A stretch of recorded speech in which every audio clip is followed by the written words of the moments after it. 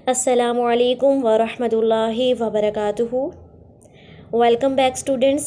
मैं उम्मीद करती हूँ कि आप सब लोग खैर वाफ़ियत से होंगे इंशाअल्लाह। सिबग़तुल्लाह IR के तजवीदुल कुरान कोर्स में अल्हम्दुलिल्लाह अब तक हमने बहुत सारे टॉपिक्स पढ़ लिए और मुझे पूरी उम्मीद है कि आप उन पर बहुत ज़्यादा मेहनत करते होंगे, क्योंकि मैंने आपको बताया था कि इन रूल्स को याद करना काफ़ी नहीं है, बल्कि इनको इम्प्लीमेंट करना सीखना है। तो आज के इस लेक्चर में इंशाल्लाह हम एक नया टॉपिक स्टार्ट करेंगे, जिसको हम 3 दिनों में कंप्लीट करेंगे इंशाल्लाह। तो स्लाइड आपके सामने है। आज हम स्टार्ट करेंगे तफ़हीम और तरक़ीक़ का टॉपिक। अब तफ़हीम और तरक़ीक़ क्या होता है, तो याद रखिए, तफ़हीम कहते हैं किसी भी हर्फ को मोटा पढ़ने को, मोटा यानी पुर करके पढ़ने को, और तरक़ीक़ कहते हैं किसी भी हर्फ को बारीक करके पढ़ने को।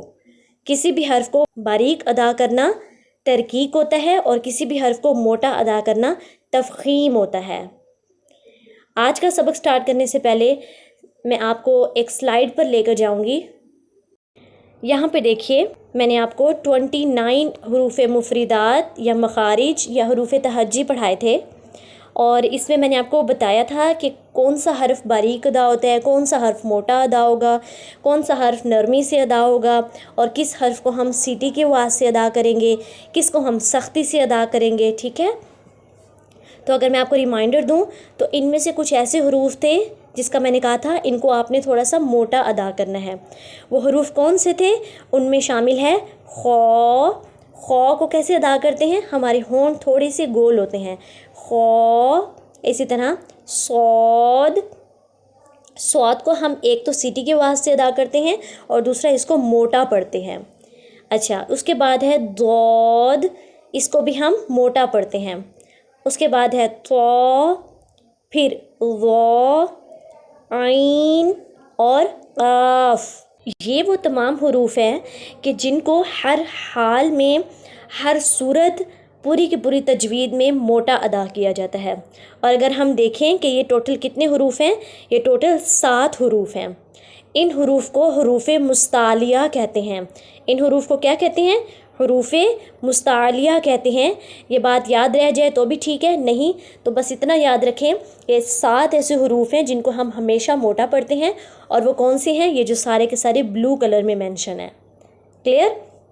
अच्छा, अब इनमें से कुछ ऐसे हरूफ भी थे जिनके बारे में मैंने आपको कहा था इनको हमेशा नरमी से या बारीकी से अदा करना है, जैसे काफ हो गया। ठीक है, ये बा, ता, सा, ये जो जितने भी बाकी के हरूफ थे इनको हमने बारीकी से अदा करना है।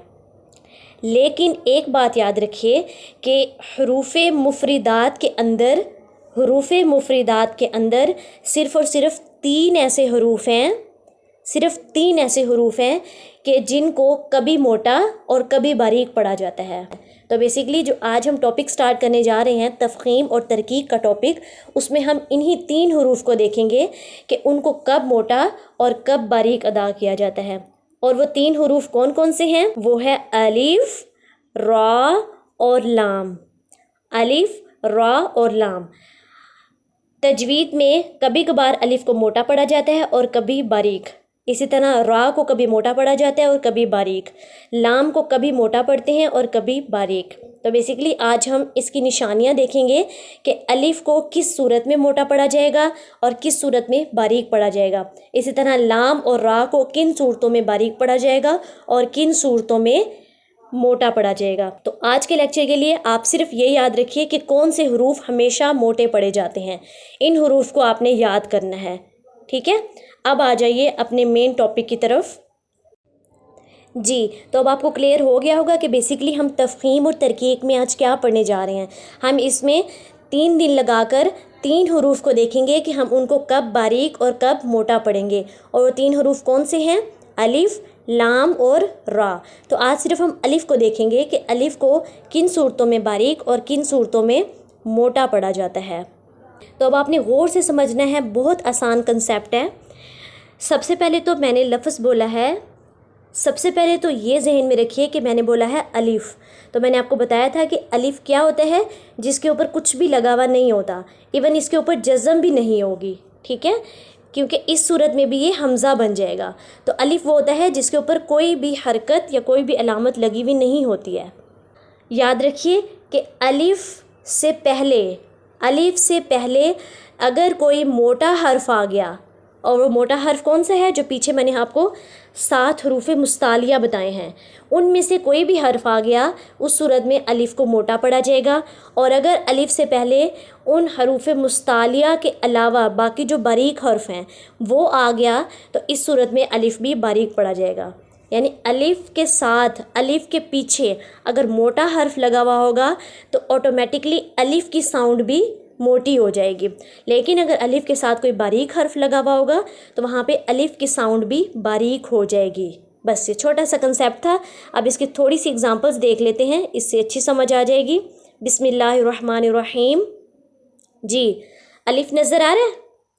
अलिफ से पहले क़ाफ़ है और क़ाफ़ हमेशा मोटी पढ़ी जाती है। अब यहाँ पे निशानी ये है कि जो हरूफ मुस्तालिया यानी मोटे हरूफ हैं वो ब्लू से लिखे हुए हैं, ठीक है। तो यहाँ पे क़ाफ़ ब्लू से लिखा हुआ है, इसका मतलब ये हरूफ मुस्तालिया में शामिल है। लेकिन आपने कलर्स में नहीं रहना, आपने इनको याद रखना है। तो अलिफ से पहले क़ाफ़ है तो क़ाफ़ की वजह से अलिफ भी मोटी हो जाएगी। क़ौला, क़ौला। अच्छा, उसके बाद इन दो को छोड़ दीजिए, ये इंशाल्लाह हम नेक्स्ट लेक्चर में इसको डिस्कस करेंगे। यहाँ पर आ जाइए। अब अलिफ से पहले इसमें बारीक हर्फ आ रहा है, बारीक काफ आ रही है, तो इसको पढ़ेंगे काना, बस बारीकी से काना। ओके, मालन, अलिफ से पहले बारीक हर्फ है तो अलिफ भी बारीक अदा हो रहा है। मफाजन, अलिफ से पहले बारीक हर्फ है फा, तो अलिफ भी, इसको हम यूँ नहीं पढ़े, मफौजन ऐसे नहीं पढ़े, ठीक है। इसका मतलब अलिफ बारीकी से अदा हो रहा है। ओके, नेक्स्ट तौलिबु। अब अलिफ से पहले त्वा है और त्वा हरूफ मुस्तालिया में से है, इसलिए अलिफ भी मोटा पढ़ा जा रहा है। तौलिबु, ताबू बारीकी से अदा हो रहा है। खौलिदन, अब इस खौलिदन में अलिफ से पहले खौ लगा हुआ है तो इसका मतलब अलिफ भी मोटा हो जाएगा। खौलिदन, थोड़े से हमारे होंठ इसमें गोल हो जाएंगे। खौलिदन, आबिदन, गौसिकिन, इसमें भी अलिफ मोटा अदा हो रहा है। तुआमिन, तुआमिन, इसमें अलिफ बारीकी से अदा हो रहा है, ठीक है। बस यहाँ तक थी हमारी अलिफ की तफ़ख़ीम और तरकीब की एग्ज़ाम्पल। इस कंसेप्ट को अपने जहन में अच्छे से बिठा लीजिए। मिलते हैं इंशाल्लाह नेक्स्ट लेक्चर में, तब तक के लिए अपना बहुत ज़्यादा ख्याल रखिए। और अगर अभी तक आपने हमारे चैनल को सब्सक्राइब नहीं किया तो इसको जल्दी जल्दी से सब्सक्राइब कर दें। अगर आपको हमारी वीडियोस पसंद आती हैं तो इसे सदका जारिया के तौर पे अपने दोस्तों से शेयर करें और कमेंट बॉक्स में अपने रिव्यूज़ लिखना मत भूला करें। जज़ाकुमुल्लाहु खैरा। अस्सलामु अलैकुम व रहमतुल्लाहि व बरकातुहू।